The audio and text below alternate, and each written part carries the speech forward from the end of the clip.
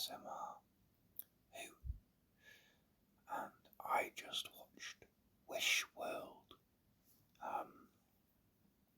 the first part of the finale here, and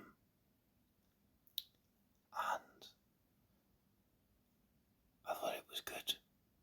I think I'm definitely intrigued. I'm a little bit. The kind of final reveal at the end of what we're building towards made me roll my eyes a little bit.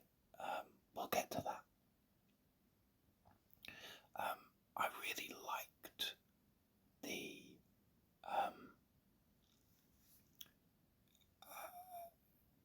premise of this episode, the kind of fake world.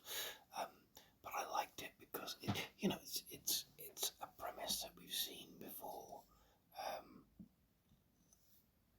and it's kind of it's playing with familiar things of even in stuff we've seen in Doctor Who. It kind of recalls the lay of the land, a little bit of this kind of this false history, and there's someone kind of talking on the TV telling the stories, and people get arrested for trying to say that it's not real or whatever. But what I liked about this episode was the way it tied into the way it played on prejudices. So the idea that this world exists because of Conrad, and that idea that that's why the Rani chose Conrad, because he has this wish to make the world better, but of course it's eugenics. He doesn't think that, he believes that everyone should have a heteronormative life, that women should be good daughters and then good wives and good mothers, and they don't go out to work, except for Kate and Susan Twist, who's who's a tea lady. He thinks that disabled people, he doesn't see them, they don't exist as far as he's concerned, and he's homophobic. Men should not like other men, which again kind of plays into these things that we kind of I like that because it plays into the allegory of what Conrad represents, the kind of people that character is kind of playing off, and people in real life, but it's doing it without kind of stating the fact. It's like, this is the world Conrad has created, and isn't it horrible? And that moment, like really subtle moments when initially they walk past and you see that Shirley is on the street, and I was like, oh, that really hit. And then the Doctor makes a comment about Ibrahim being a good looking guy, and just the mood changes immediately, and that was a really like, oh, okay, a really effective moment. I really liked that aspect of it, the idea that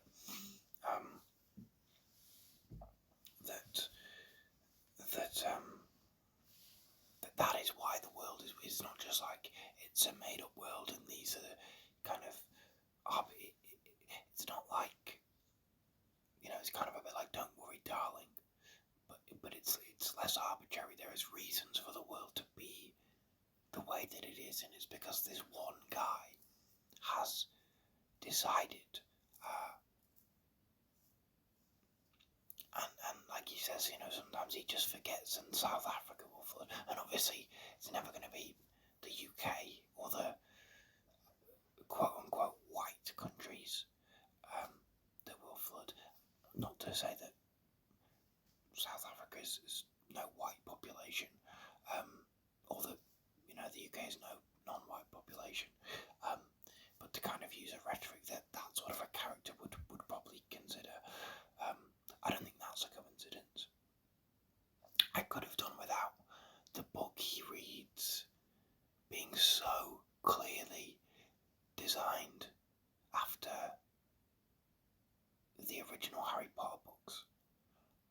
so good. Like that design. I was like, oh, I could have done without that. And maybe, maybe that is a comment on J.K. Rowling, and maybe Conrad's also very transphobic. I say maybe. The guy's definitely transphobic. So maybe that is meant to be a kind of a really kind of deep cut jab at J.K. Rowling, but I could have done without it. Because it kind of just feels like, oh right, the production team's gone, what if we designed it after Harry Potter? Okay. I thought the Rani was good. Archie Punjabi. I think I wasn't immediately sold by her in that previous, the end of last week.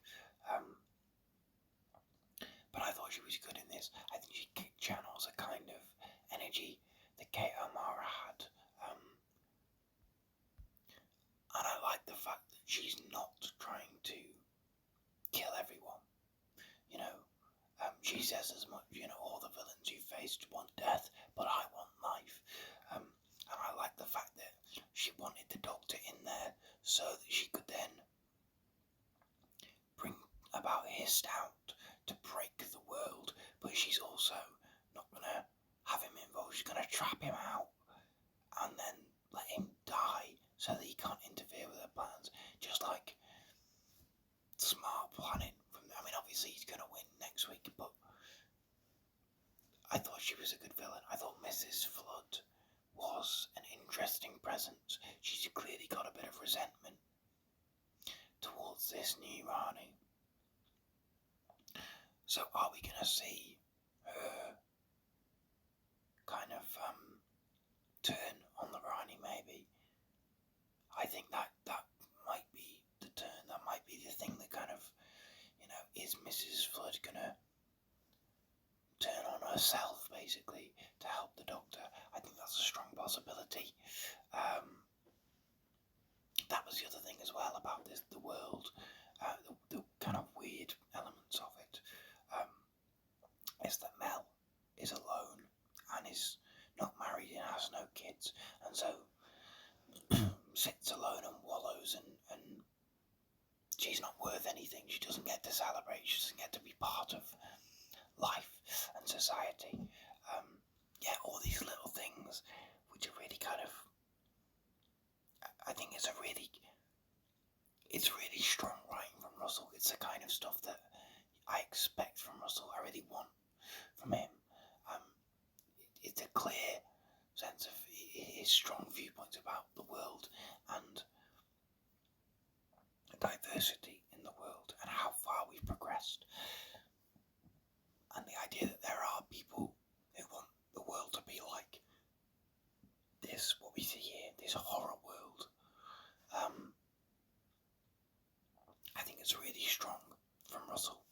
It's clearly got loads more to say than last year's finale, which I didn't love at the time, and the more time's gone on, the less interested I am in it.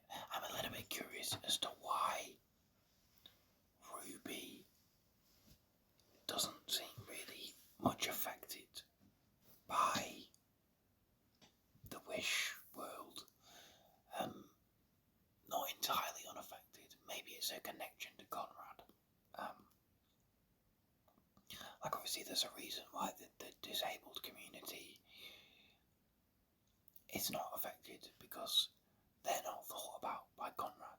So they're more free-willed. But Ruby, you would imagine he would consider Ruby, given, the experience that he had there. But again, I like with Conrad that scene he has with Mrs. Flood, where he's a little child, he's crying to his mummy about, oh, it hurts to think. You reveal how much of a sad, pathetic loser this guy is, and he's got this big front, but he's nothing. Conrad's a strong character, I think. Just a really horrible bloke, and I like that. What else in this episode did I like? I like the fact that we've got a god of wishes, and it's just a baby, and the baby does the laugh, which was creepy, but it's not like it's just a baby. I'm like, yeah, this is the god for this story, and it's just here, and you know, hopefully that'll be the end of the Pantheon. Whether or not we're gonna get more of that next week, we'll see. We might do, but I like the fact that the kind of god element here is like, yeah, the Doctor played around with the gods and whatever, but now it's just a baby. You don't need to worry about it. I felt Belinda got shortchanged in this episode, and it's a real shame, I think, because those first 3 episodes, Belinda was a real standout.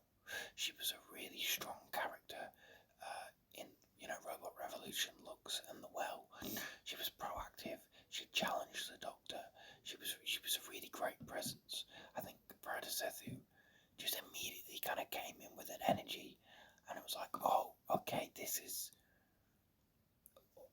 all respect to Millie Gibson. This is a much stronger Doctor companion dynamic.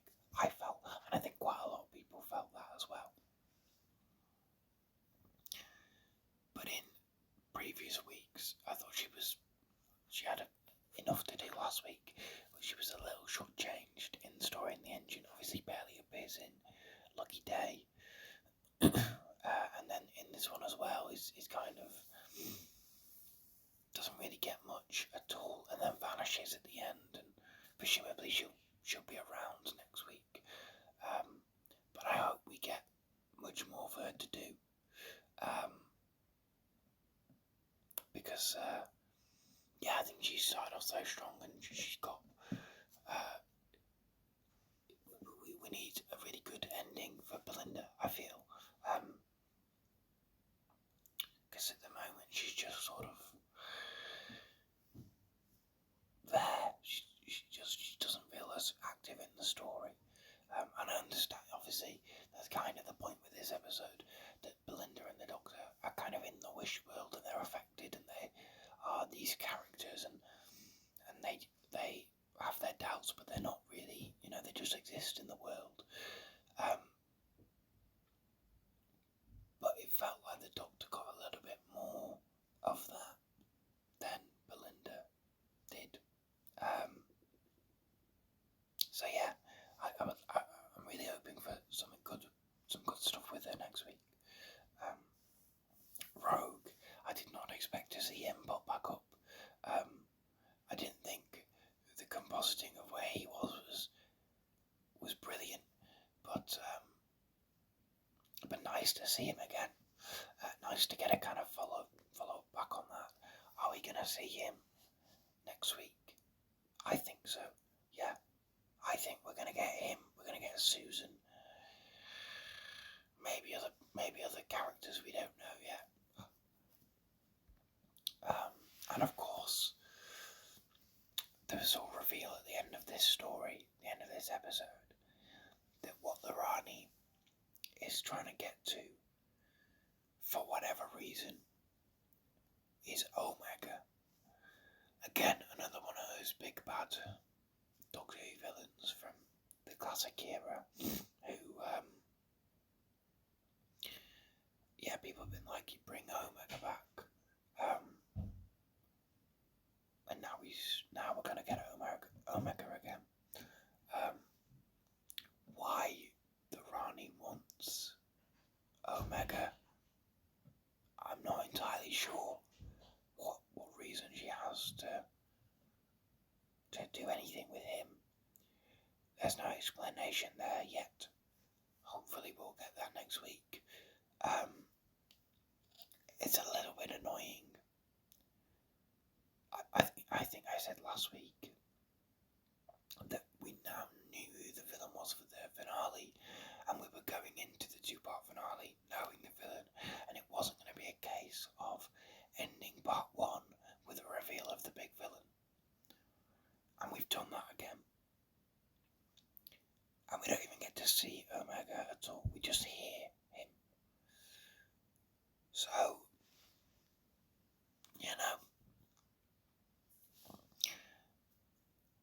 I'm now not sure. I feel like there's a lot to do next week. And it could be another mess. I think it'll be better than Empire of Death, but I'm still kind of unsure.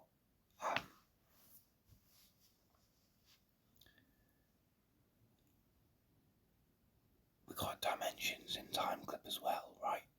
With the Rani. I'm trying to think if there's anything else I really wanted to mention. But not really.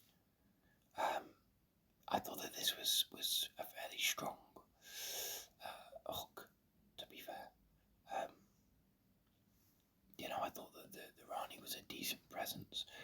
I'm a bit sick of baddie, villains always putting music on and having a dance these days, but at least it wasn't some pop song again. Because I swear to God, when she turned that clear ball on, I thought, we're not doing this again, please. But we didn't, so it was okay. I don't really understand the idea of the big bone palace and the weird dinosaur things. There was absolutely no explanation for those. Oh, was it because they were like fossils? They were like relics from the old times, and like the iPad. That was a bit odd. That Shirley's like, oh, we've got this unit iPad, and it's a relic from the old times, and we just found it. And then immediately they've just got a big tripod to put the iPad on. Like, where'd you get that from then? I thought that was a bit funny, a bit silly, but yeah, I thought this was decent. I'm intrigued for next week. I'm certainly intrigued. We will see. It could be a mess. It could be really great.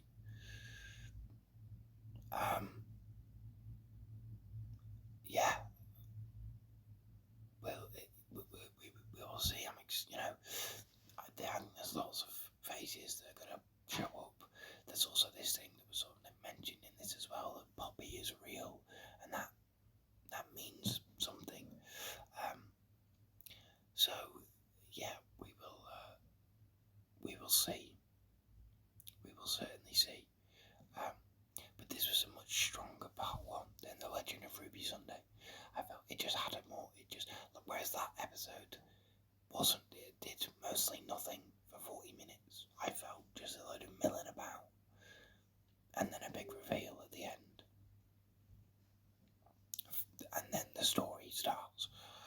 Whereas this, it was kind of its own. Again, it was self-contained. It was like, this is the story, and then the finale kind of starts at the end of it. But it was a much more interesting premise. I thought there was much more of a coherent sort of a thing, and you get the kind of revelations about what the Wish World is and why Thorani created it, what it was all in service of. So I think it's a better story in that sense. But yeah, those are my thoughts on Wish World. What did you think of it? Let me know. I'd be interested in hearing your thoughts on this. And yeah, I will see you all next week for the final episode, The Reality War.